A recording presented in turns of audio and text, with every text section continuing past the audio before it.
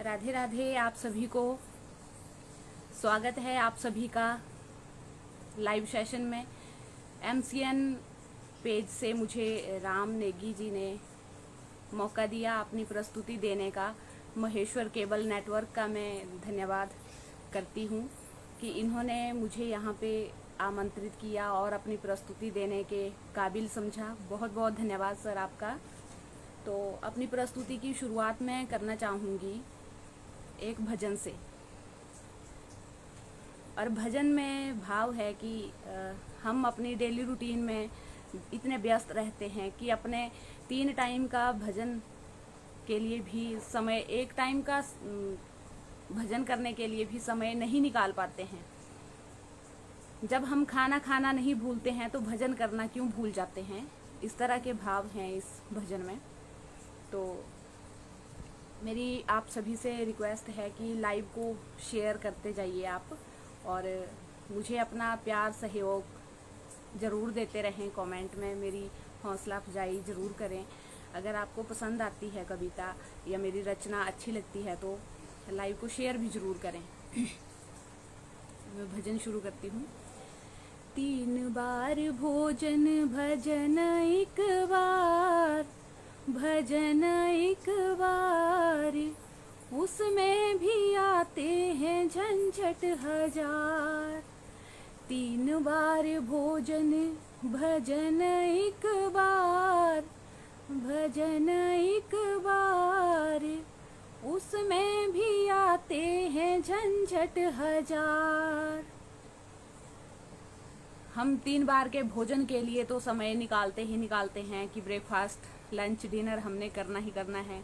उसका schedule fit है रखा हुआ हमने।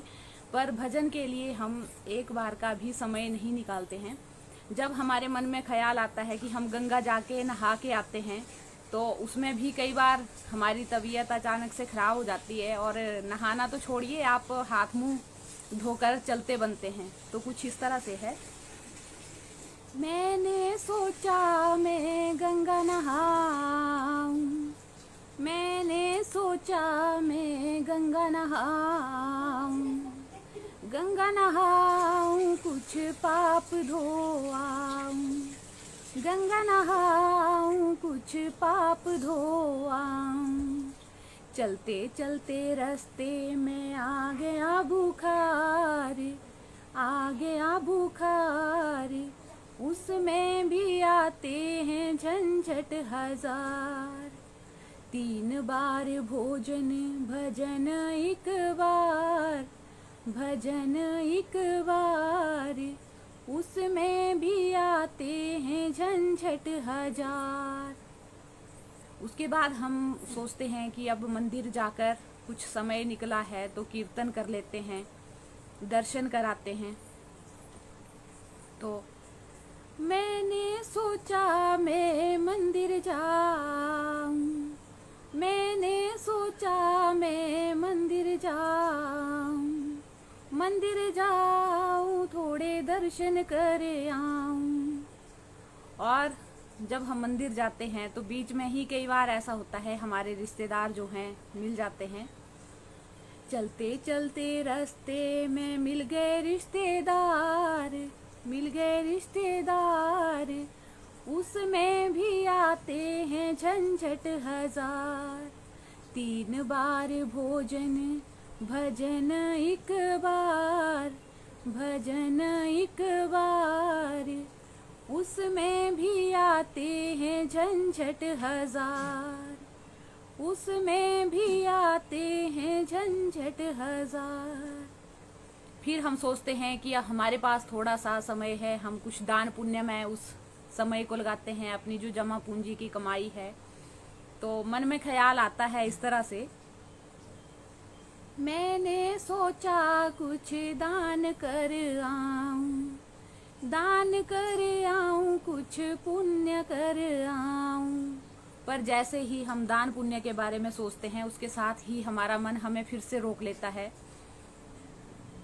महंगाई ज्यादा और बड़ा परिवार, बड़ा परिवार, उसमें भी आते हैं झंझट हजार। महंगाई ज़्यादा और बड़ा परिवार, उसमें भी आते हैं झंझट हजार। अपने ही पेट के लिए, अपने ही परिवार के लिए पूरा नहीं हो पाता है तो फिर दान के लिए कहाँ से निकालें।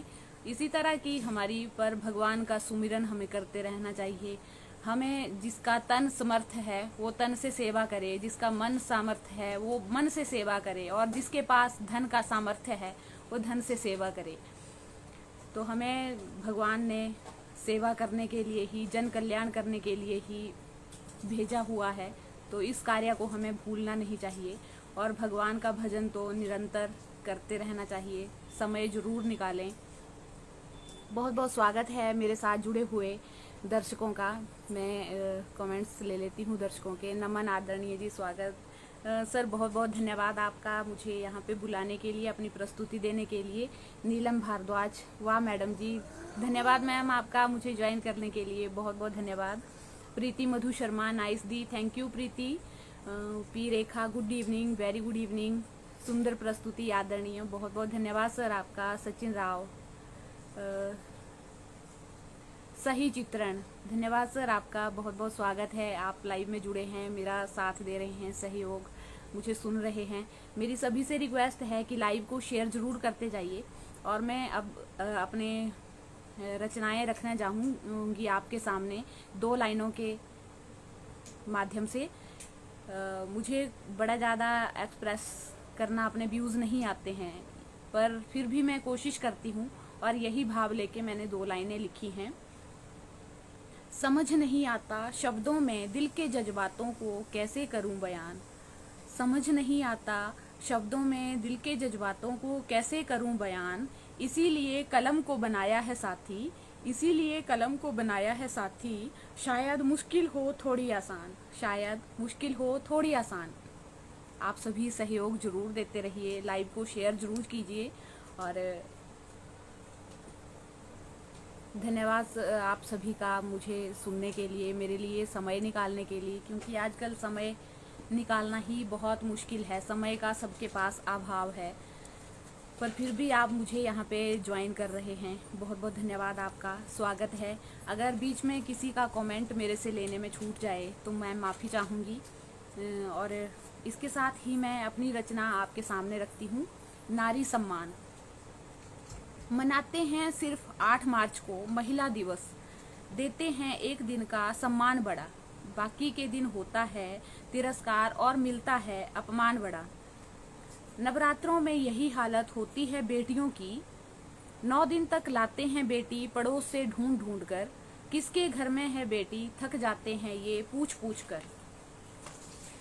9 दिन तक भेड़िए भी बन जाते हैं पुजारी, 10वें दिन फिर से शुरू हो जाता है दौर वही, हर गली चौराहे से निकल जाता है कोई न कोई बलात्कारी।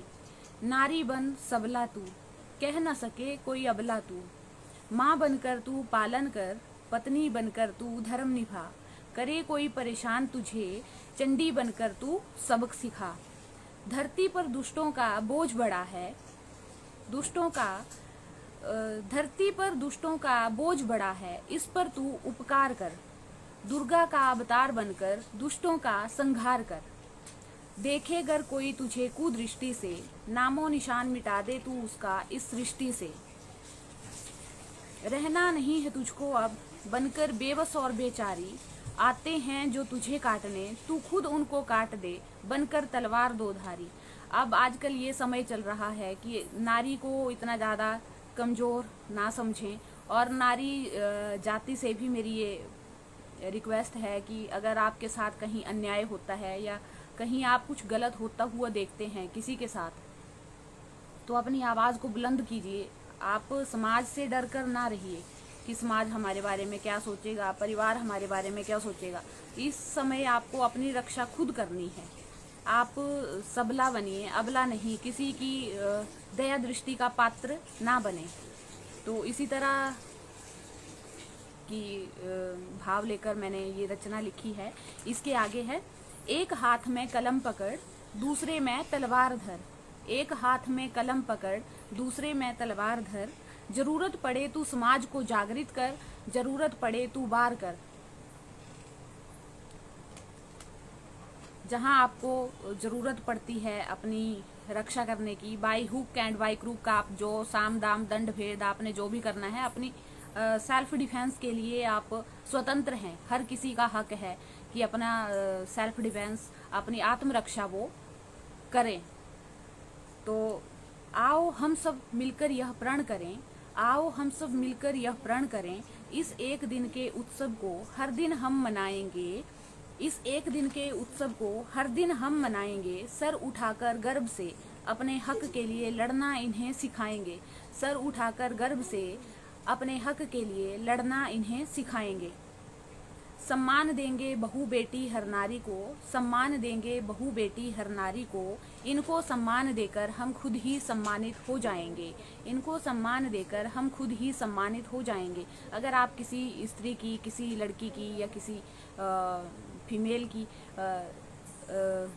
इज्जत करते हैं, रिस्पेक्ट करते हैं, तो उनके मन में जो भाव आपके लिए उत्पन्न होते हैं वो आपके लिए किसी सम्मान से कम नहीं है।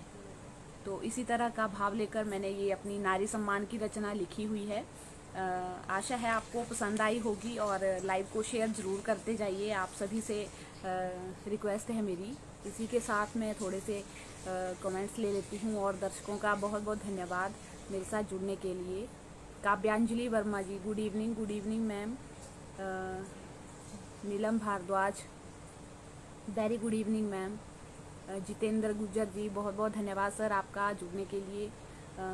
राव शिवराज पाल सिंह, बहुत अच्छा, धन्यवाद सर। नेगी भूपेंद्र जी, बहुत बहुत धन्यवाद सर आपका जुड़ने के लिए। किशोर मजू जी, बहुत बहुत धन्यवाद सर, ग्रेट आप लिख रहे हैं। और आप सभी का काव्य संध्या में हार्दिक स्वागत है, हार्दिक स्वागत है आप सभी का। मेरी तरफ से भी बहुत बहुत हार्दिक आभार आपका जुड़ने के लिए। सुंदर प्रस्तुति आदरणीय जी, बहुत बहुत धन्यवाद सर आपका। ग्रोस्पा रोलक्यान जी, बहुत hard, thank you sir, thank you so much. तो इसी के साथ मैं आपको अपनी दूसरी रचना सुनाना चाहूँगी।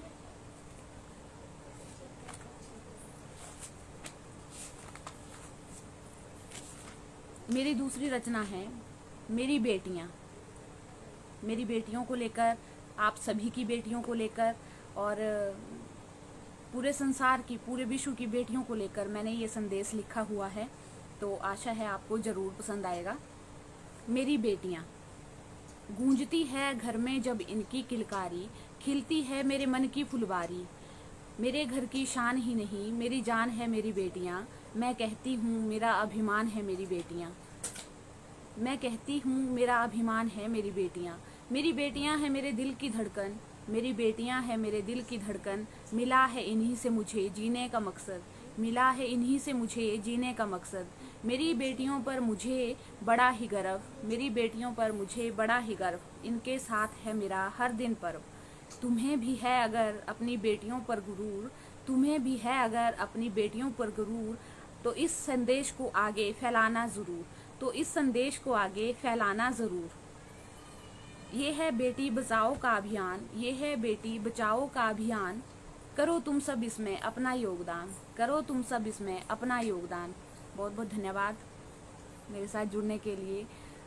आप सभी दर्शकों का हार्दिक स्वागत है, अभिनंदन है।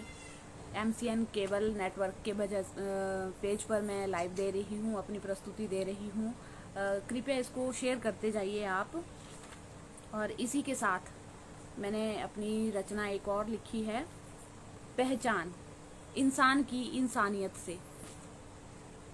बेचा है जिसने अपना ज़मीर, बेचा है जिसने अपना ज़मीर, समझो वो खुद को गरीब। जिसने अपना ज़मीर बेच दिया है, उसके पास अब क्या रह गया है कि वो अपने ऊपर घमंड करे, अपने ऊपर अभिमान करे, गर्व करे अपने ऊपर कि मेरे पास इतनी ज़्यादा धन दौलत है।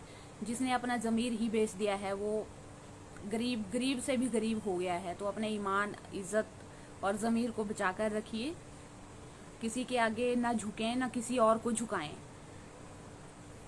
खरीदा है जिसने भी इनको, ना समझे वो खुद को अमीर। अगर आप किसी से रिश्वत लेते हैं, घूसखोरी लेते हैं, देते हैं, तो आप खुद को ये समझिए कि आपसे ज़्यादा बड़ा सौदागर कोई नहीं है, क्योंकि आप किसी की मजबूरियों का सौदा कर रहे हैं। उसके स्वाभिमान का सौदा कर रहे हैं। खरीदा है जिसने भी इनको, ना समझे वो खुद को अमीर। अपनी धन दौलत पर इतना अभिमान उसको नहीं करना चाहिए कि मैंने इससे ये चीज़ ले ली है। तो खींची है जिसने रिश्तों में लकीर, समझो हुए हैं वो फकीर। रिश्तों की मान मर्यादा को बचा कर रखिए, संजो कर रखिए, रिश्तों को जुड़कर रहिए, रिश्तों के साथ जोड़ कर रखिए, रिश्तों के साथ अपनों के साथ जुड़कर रहिए। बेचा है जिसने अपना ईमान, समझो ना रहा वो इंसान। बेचा है जिसने अपना ईमान, समझो ना रहा वो इंसान।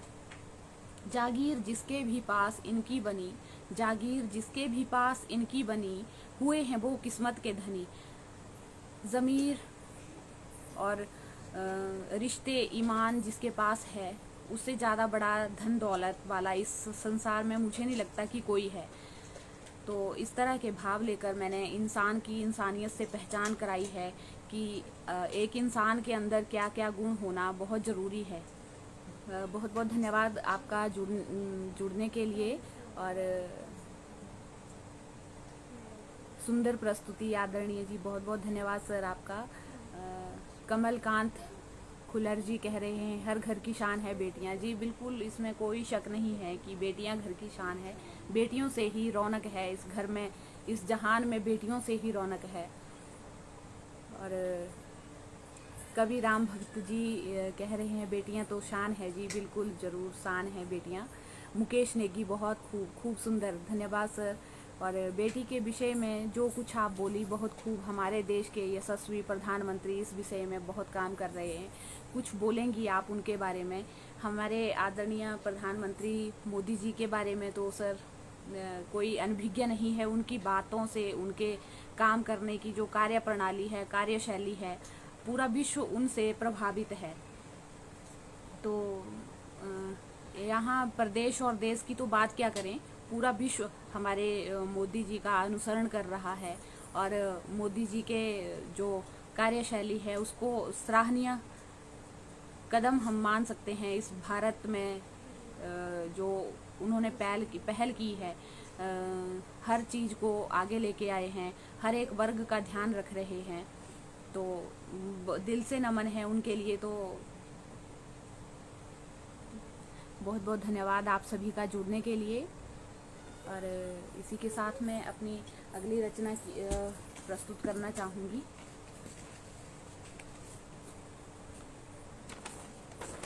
जो आजकल कोरोना का दौर चल रहा है, और कोरोना के टाइम में कितना ज़्यादा हर कोई इस समस्या से जूझ रहा है। बहुत सारे लोगों के अपने छोड़ के गए हैं, बहुतों ने अपनों को खोया है। कुछ हमारे ऐसे इतनी क्षति हुई है जिसको अपूर्णीय क्षति, कई हमारे कवि जगत के बहुत बड़े बड़े अच्छे अच्छे राइटर गए हैं। बहुत महान विभूतियाँ भी इसमें बच नहीं पाई हैं। तो आप सभी से प्रार्थना है कि घर पर रहिए, सुरक्षित रहिए। जहाँ भी आप जाते हैं मास्क का प्रयोग कीजिए, अपने हाथों को सैनिटाइज करते रहिए। और सरकार द्वारा जो गाइडलाइंस दी जाती हैं उनको फॉलो कीजिए। अपनी रचना में मैंने डॉक्टर्स या कोरोना वॉरियर्स के लिए एक छोटा सा सलाम देने की कोशिश की है। आशा है आपको पसंद आएगी। तो डॉक्टर रूप भगवान, जूझ रहा है कोरोना से हर इंसान, जूझ रहा है कोरोना से हर इंसान, दिख रहा है जान बचाने का एकमात्र सहारा डॉक्टर रूप भगवान। कहना चाहूँगी आपसे, कुछ लोग फैला रहे हैं भ्रांतियाँ और कर रहे हैं इनका अपमान। कुछ लोग फैला रहे हैं भ्रांतियाँ और कर रहे हैं इनका अपमान। कहना चाहूँगी आपसे, इनका भी है परिवार, लेकिन मान बैठे हैं आपको सब कुछ। समझते हैं अपना फर्ज बचाना आपकी जान। ज़्यादा क्या लिखूं मैं इनके बलिदान से, कोई नहीं है अनजान। अनु की तरफ से इन सभी को शत शत प्रणाम। बहुत बहुत धन्यवाद आपका। और डॉक्टर्स का, कोरोना वॉरियर्स का मान सम्मान कीजिए। और कई जगह इनको, मतलब हमने खुद आए दिन न्यूज़ में पढ़ा थूका जा रहा था या थूका जा रहा है, हर जगह इनको अपमानित किया जा, ये भी अपना घर बार छोड़ के इन्होंने भी अपने घर जाना है, इनको भी अपनी सेफ्टी, अपनी जान प्यारी है, अपने परिवार की जान प्यारी है। बहुत सारे डॉक्टर, नर्सिस, इनके भी घर में छोटे छोटे बच्चे हैं, ये भी अपने घर में जाते हैं, अपने परिवार से मिलते हैं। तो जब इनके मन में हमारे लिए जो कोरोना से पीड़ित पेशेंट्स हैं उनके साथ ये भेदभाव नहीं कर रहे हैं, तो हम लोगों का भी फर्ज बनता है कि इनका मान सम्मान करें, इनको सम्मान दें और अपमानित ना करें, तरह तरह की भ्रांतियां ना फैलाएं। ये जो कोरोना वैक्सीन लग रही है, आप ज़रूर कोरोना वैक्सीन लगवाएं, इसका कोई साइड इफ़ेक्ट नहीं है। इसी के साथ मुकेश नेगी जी, बहुत बढ़िया, धन्यवाद सर आपका। केशव शर्मा जी, बहुत बहुत धन्यवाद सर आपका। घर घर की शान है बेटियां, जी बिल्कुल, इसमें कोई दो राय नहीं है। बेटियों से ही रौनक है, बेटियों से ही शान है, बेटियां हमारी जान हैं। इसी के साथ मैं आपको आजकल की एक रचना सुनाती हूँ जो कोरोना के दौरान हमारे सामने आ रही हैं सिचुएशंस, किस तरह से इंसान अपनी इंसानियत भूल बैठा है और किस तरह से मानवता को शर्मसार कर रहा है वो। तो इसी तरह के भाव लेकर मैंने एक रचना लिखी है, ए इंसान तू जरा संभल ले। पर मैं आपसे रिक्वेस्ट करना चाहूँगी कि इस रचना को ज़्यादा से ज़्यादा लोगों तक पहुँचाने में सहयोग करें। ए इंसान तू जरा संभल ले, और लाइव को शेयर जरूर कीजिएगा। इस रचना में आप देखेंगे कि कोरोना का भय जो है वो कितना ज़्यादा हम लोगों के मन में हावी हो चुका है, किस तरह से हम अपनी इंसानियत को भूल बैठे हैं और कितना ज़्यादा भय है हमारे मन में। तो इसी भय को लेकर एक पेरेंट्स अपने 2 माह का बच्चा जब उनका इस दुनिया से कोरोना की वजह से चला जाता है, तो वो 2 माह के बच्चे तक को लेने से पेरेंट्स इनकार कर देते हैं और उस बच्चे का जब अंतिम संस्कार हॉस्पिटल वाले एम्बुलेंस लेकर देकर भेजते हैं, करते हैं, तो वो जो एक मैंने वीडियो देखा, उस वीडियो को देखने के बाद मैं खुद को रोक नहीं पाई। मेरी आंखों में इतने आंसू थे कि क्या बताऊं आपको। उस बच्चे का संस्कार ऐसे कर रहे थे वो, उसके बहुत, मैं मतलब अभी भी वो उस वीडियो की विजुअलाइजेशन मेरे मन में चलती है, तो मैं बहुत ज़्यादा विभत्स करने वाली जो इस तरह की घटनाएं सामने आ रही हैं, कैसे रोका जाए उनको, मुझे समझ नहीं आ रहा है। पर आप अपनी थोड़ी सोच को बदलिए और जहाँ पे ज़रूरत है उस की ज़रूरत ज़रूर करें। तो ए इंसान तू जरा संभल ले, रिश्तों को तार तार होते देखा, मानवता को शर्मसार होते देखा, कुछ गैरों को अपनों सा रिश्ते जोड़ते देखा। ऐसी बात नहीं है कि हर जगह हम बुराई ही देख रहे हैं, कुछ लोग सामने आ रहे हैं और बड़े अच्छे से मानवता की सेवा कर रहे हैं, अपना धर्म निभा रहे हैं, अपनों से बढ़कर उतना अपना नहीं कर रहे हैं जितना वो अपना गैर होते हुए भी धर्म निभा रहे हैं। तो इसी तरह के भाव हैं कुछ इसमें। रिश्तों को तार तार होते देखा, मानवता को शर्मसार होते देखा, कुछ गैरों को अपनों सा रिश्ता जोड़ते देखा, तो कहीं अपनों को रिश्तों से मुंह मोड़ते देखा, तो कहीं अपनों को रिश्तों से मुंह मोड़ते देखा। किसी और की बात क्या करें यहाँ, 2 माह के बच्चे ने कोरोना से दम तोड़ दिया, माँ बाप ने ही बच्चे का सब लेने से मुंह मोड़ लिया। किससे यहीं ख़त्म नहीं होते हैं जालिम इंसानों के, किससे यहीं ख़त्म नहीं होते हैं जालिम इंसानों के। अस्पताल में भी महिला कोरोना मरीजों की असमत को रौंदते देखा। आप आए दिन न्यूज़पेपर में, न्यूज़ में ये बातें सुनते हैं कि किस तरह से महिला कोरोना मरीजों की असमत को लूटा जा रहा है, किस तरह से उनको प्रताड़ित किया जा रहा है। मुझे तो ये समझ नहीं आती कि इंसान की इंसानियत कितनी ज़्यादा गिर चुकी है, कितने ज़्यादा वो अपने कर्मों से भटक चुका है, अपने रास्ते से भटक चुका है कि उसको ये तक समझ नहीं आ रहा है कि हमारे सामने जो है कौन है, किस स्थिति में है, किस परिस्थिति में है। तो किससे यही ख़त्म नहीं होते हैं जालिम इंसानों के, अस्पताल में भी महिला कोरोना मरीजों की असमत को रौंदते देखा। क्या गुजरी होगी उन पर, क्या गुजरी होगी उन पर, जिसने मौत से पहले खुद को मरते देखा, जिसने मौत से पहले खुद को मरते देखा। ए इंसान कहाँ तक गिरेगा तू, इंसानियत से और कितना पीछे हटेगा तू। सच्चाई की एक और झलक दिखाती हूँ तुमको, अखबार पर पड़ी खबर से रूबरू, अखबार पर छपी खबर से रूबरू कराती हूँ तुमको। सामने पड़ी थी माँ की लाश, एक बेटा बिलख रहा था पास, मदद की सबसे छोटी आस, आस पड़ोस ने खड़े कर दिए हाथ, कंधा देने को तैयार नहीं था कोई। कांगड़ा के डीसी श्री राकेश प्रजापति जी से गुहार लगाई, उन्होंने आदमी भेजकर अंतिम संस्कार की प्रक्रिया पूरी कराई। ये मैंने एक न्यूज़पेपर में देखा था, थोड़े से दिन हुए हैं इस न्यूज़ को, कि कांगड़ा में कहीं ये हुआ कि जब माँ छोड़कर गई कोरोना से, तो वो बेटे के पास माँ की लाश पड़ी हुई थी, पर आस पड़ोस का रिश्तेदारी का एक भी सदस्य उसका साथ देने के लिए नहीं आया।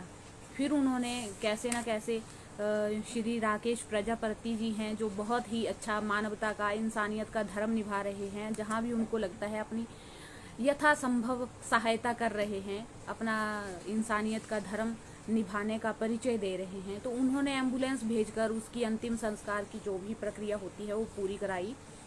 तो वक्त आज बुरा है कल अच्छा भी आएगा, वक्त आज बुरा है कल अच्छा भी आएगा, पर तू बता ए इंसान अपने घिनौने कर्मों का हिसाब तू कहाँ चुकाएगा, पर तू बता ए इंसान अपने घिनौने कर्मों का हिसाब तू कहाँ चुकाएगा।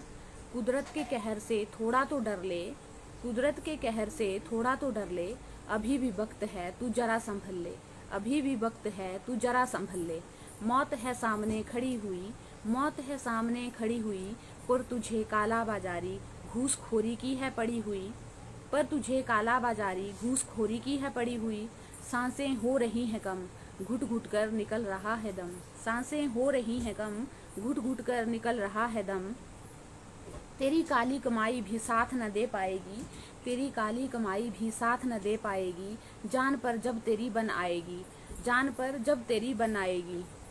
बंद कर दे अपने कारनामे काले, बंद कर दे अपने कारनामे काले, हरि का नाम जप ले, मानवता का धर्म निभा ले। अपनी मानवता का परिचय दें और अपने कर्मों को, सत्कर्मों को करते जाएं।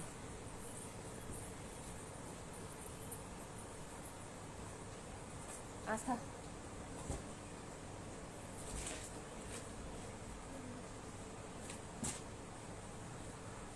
आजकल हम देख रहे हैं कि आए दिन गैस, ऑक्सीजन गैस की जो कालाबाजारी है, स्टोर किया जा रहा है उसको, और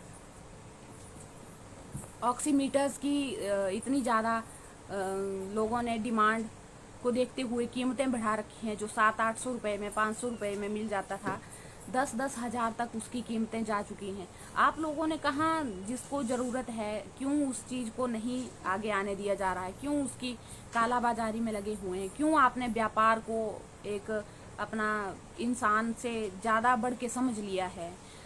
आप लोग अपना इंसानियत का परिचय दें और अच्छे कामों में, जिस इंसान को ऑक्सीजन की ज़रूरत है उस तक अगर ऑक्सीजन नहीं पहुंचती है, क्या फ़ायदा है हमारा इस चीज़ को घर में स्टोर करके रख रहे हैं हम।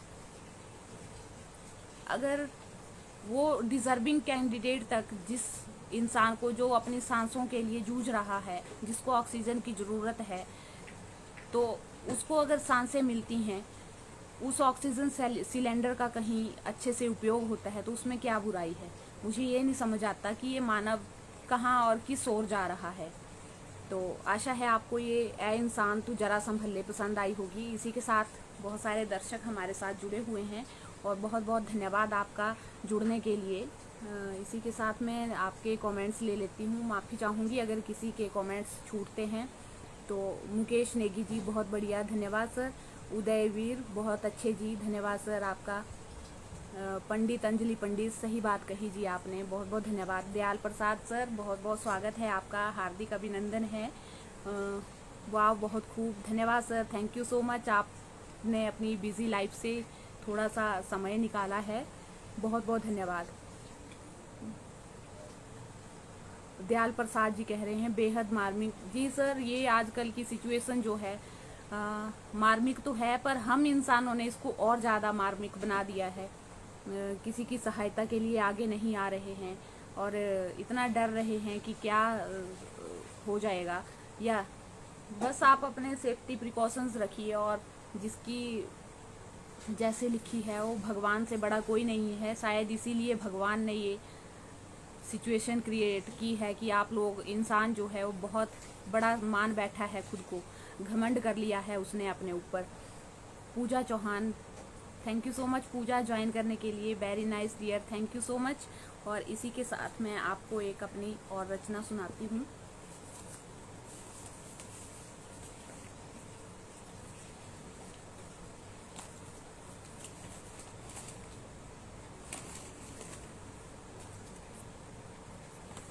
एक मैं अब अपनी हास्य रस की रचना आपके सामने रखना चाहूँगी, क्योंकि थोड़ा सा बहुत मार्मिक टाइप का हो गया है, तो मैं अब हंसाने की कोशिश करती हूँ आपको, और आशा है आपको पसंद आएगी।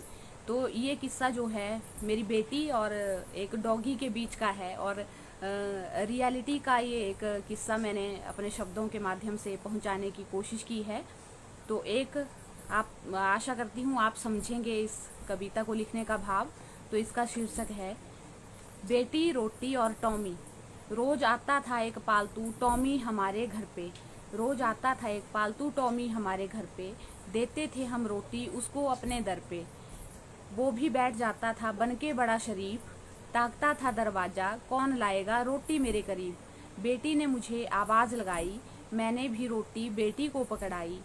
कहा उबार लेना 7 बार इसे सिर से, कहा उबार लेना 7 बार इसे सिर से।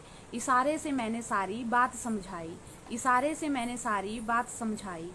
गई वो रोटी लेकर टॉमी के पास, टॉमी के मन में जगी एक आस। बेटी भी लगी उबारने रोटी सिर से, बेटी भी लगी उबारने रोटी सिर से। टॉमी बार बार रोटी को लपके, बेटी भाग के बरामदे में अटके। हिम्मत करके जाती फिर से टॉमी के पास, दोहराती सारी क्रिया फिर से रोटी लेकर अपने हाथ। मैं बना रही थी रोटी, मैं बना रही थी रोटी, बड़ी देर हो गई। मैं ये सोची क्या हो गया, क्यों ये आने में देर हो गई। क्या हो गया, क्यों इतना क्या हो गया, इतनी देर क्यों लगाई। मैंने इसे आवाज लगाई, जल्दी आजा वरना स्कूल को लेट हो जाएगी। उस टाइम ये दूसरी कक्षा में पढ़ती थी। तो जल्दी आजा वरना स्कूल को लेट हो जाएगी, पहुंचेगी ना समय पर टीचर से डांट खाएगी। मन मेरा फिर ना माना, मन मेरा फिर ना माना। मैंने सोचा देखूं तो कहीं क्या बात हो गई, क्यों ये आने में लेट हो गई। आवाज लगाई मैंने फिर से, बेटी का आया उत्तर, मम्मा रुको अभी उबारा है 3 बार। टॉमी लपक रहा है रोटी को बार बार, कैसे पूरा करूं मैं 7 बार। हंसी में जानकर रोक न पाई, यहाँ आप सुनिएगा, हंसी में जानकर रोक न पाई। बेटी उबार रही थी रोटी टॉमी के सिर से, बेटी उबार रही थी रोटी टॉमी के सिर से। यही घटनाक्रम दोहरा रही थी वो बरामदे से बार बार जाकर फिर से, यही घटनाक्रम दोहरा रही थी वो बरामदे से जाकर फिर से। तो बेटी ने क्या किया था कि मैंने उसको जब ये बताया कि 7 बार इस रोटी को उबार लेना सिर से, ऐसे अक्सर हम जब रोटी देते थे तो बच्चों के ही सिर से रोटी उबार के देते थे। तो मैंने सोचा कि इसने देखा होगा ध्यान से कि हाँ कैसे करते हैं। तो मैंने सिर्फ उसको ये बोला कि आप 7 बार रोटी सिर से उबार लेना और डॉगी को दे देना।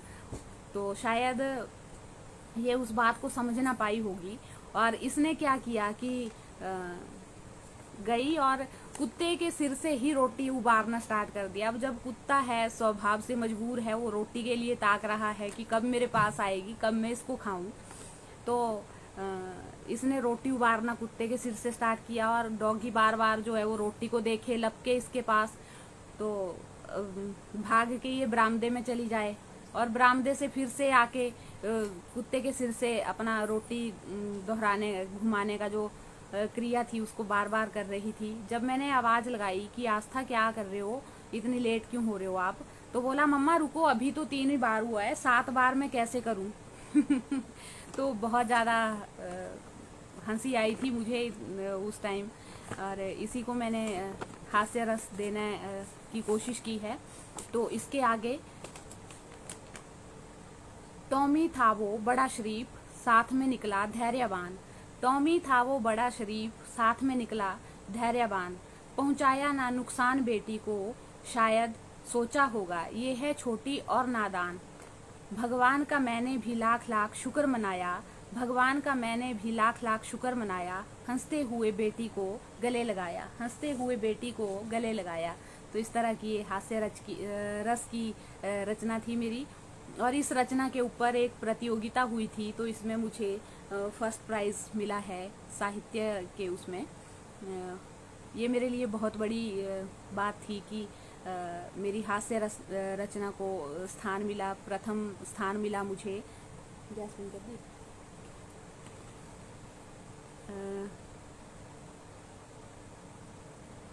विजय नेगी जी बहुत खूब धन्यवाद सर। मुकेश नेगी जी कह रहे हैं खूब। कभी राम भगत जी हंस रहे हैं। बिल्कुल सर, वो उस दृश्य को तो मैं अभी भी जब भी याद करती हूँ तो अभी भी मुझे हंसी आती है। दयाल प्रसाद बहुत ही बढ़िया, मज़ा आया, धन्यवाद सर। और इसी के साथ एक भजन मैं आपको सुना देती हूँ 2-4 लाइनों का।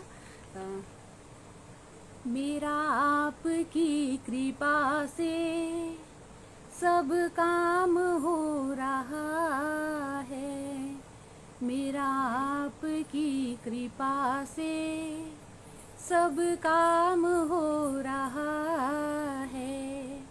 करते हो तुम कन्हैया, करते हो तुम कन्हैया, मेरा नाम हो रहा है। करते हो तुम कन्हैया, मेरा नाम हो रहा है। हम लोग खुद को समझते हैं कि ये मैंने किया है, ये इसने किया है, और असल में तो जो भगवान को मंजूर है वही हो रहा है और वही होगा, और उन्हीं की वजह से हमारा नाम और काम दोनों हो रहे हैं, चल रहे हैं। तो इसी के साथ मैं आपको अपनी अगली रचना सुनाना चाहूँगी।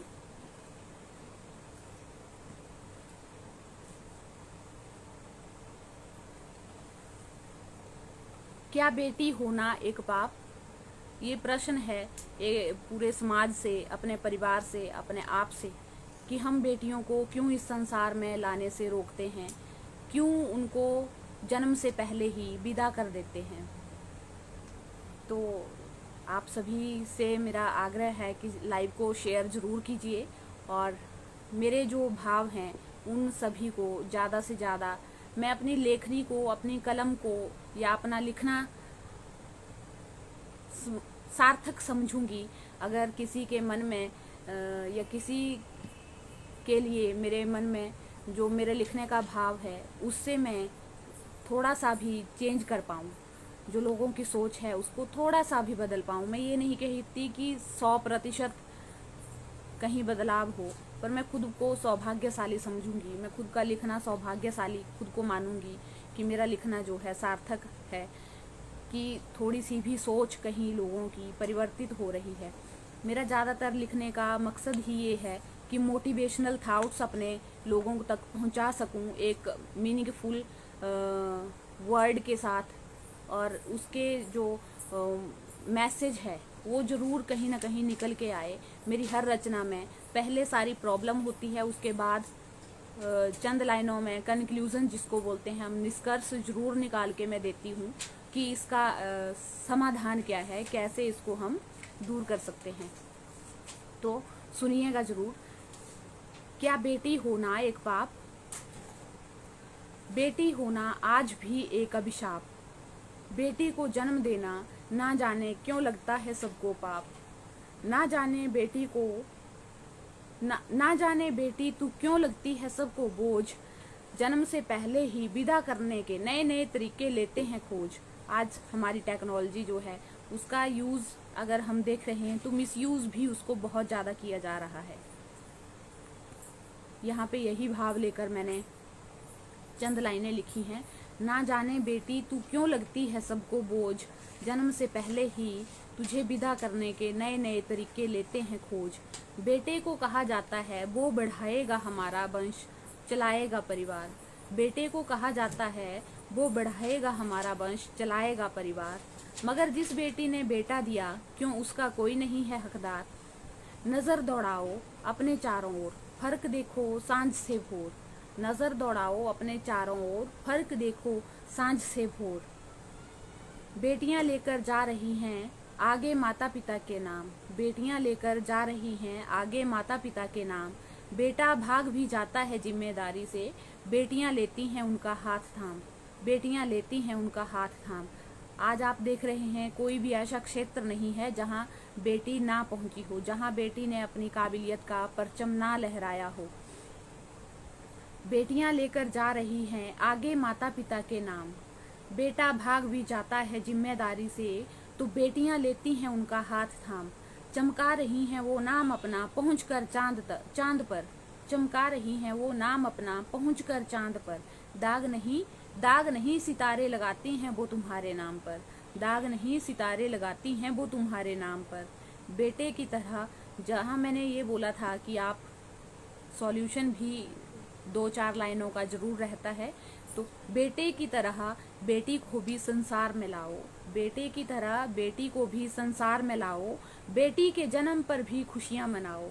बेटी के जन्म पर भी खुशियां मनाओ। बहुत खुशी होती है। कल्पना चावला हमारी कहाँ चांद तक जाकर आई, अंतरिक्ष में उन्होंने किस तरह से आज भी उनके बलिदान को, उनके काम को याद किया जाता है, उनके माता पिता को जाना जाता है कल्पना चावला जी के नाम से।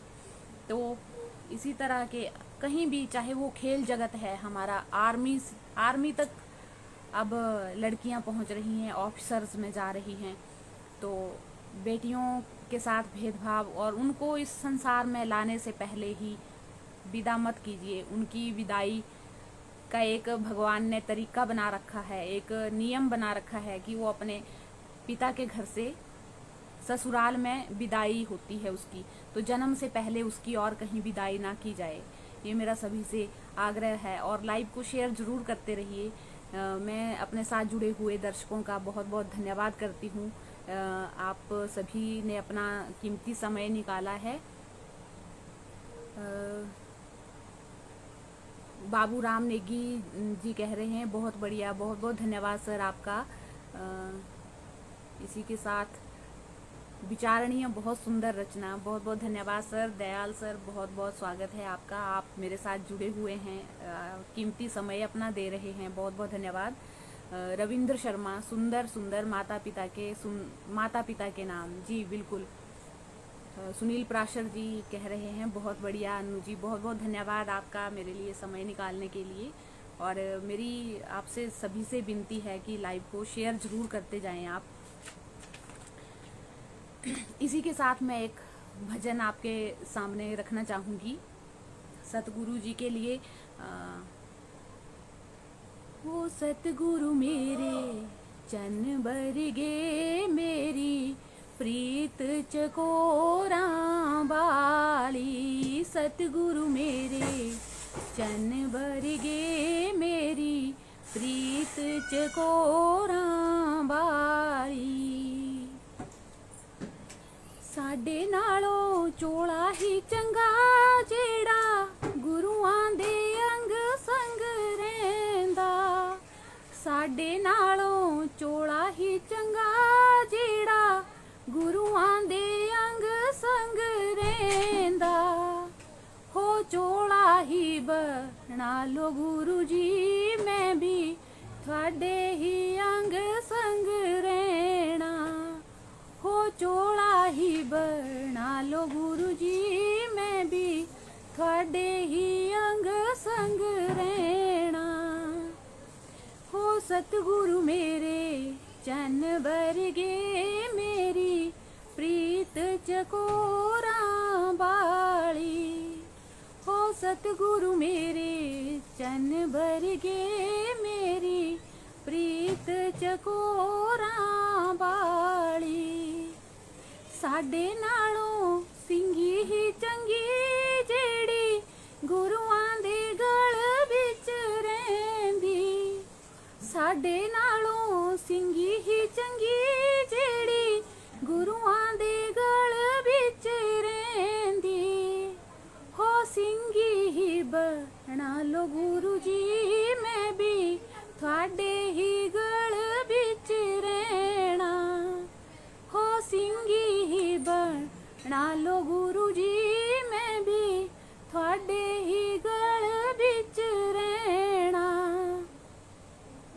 हो सतगुरु मेरे चन बरगे मेरी प्रीत चकोरा बाली, हो सतगुरु मेरे चन बरगे मेरी प्रीत चकोरा बाली, साडे नालों खड़ावा ही चंगी जेड़ी गुरुआं दे चरणां च रहिंदी, साडे नालों खड़ावा ही चंगी जेड़ी गुरुआं दे चरणां च रहिंदी, हो खड़ावा ही बना लो गुरु जी मैं भी थोड़े ही चरणां च रहना, हो खड़ावा ही बना लो गुरु जी मैं भी थोड़े ही चरणां च रहना, हो सतगुरु मेरे चन बरगे मेरी प्रीत चकोरा बाली, हो सतगुरु मेरे चन बरगे मेरी प्रीत चकोरा बाली। बहुत बहुत धन्यवाद आप सभी का मेरे साथ जुड़ने के लिए, मुझे यहाँ पे अपना आशीर्वाद और सहयोग देने के लिए, अपना प्यार देने के लिए बहुत बहुत धन्यवाद आप सभी दर्शकों का। मैं एक रचना आपके सामने रखूँगी और उसके बाद समय हो चला है लाइव सेशन को विराम देने का। तो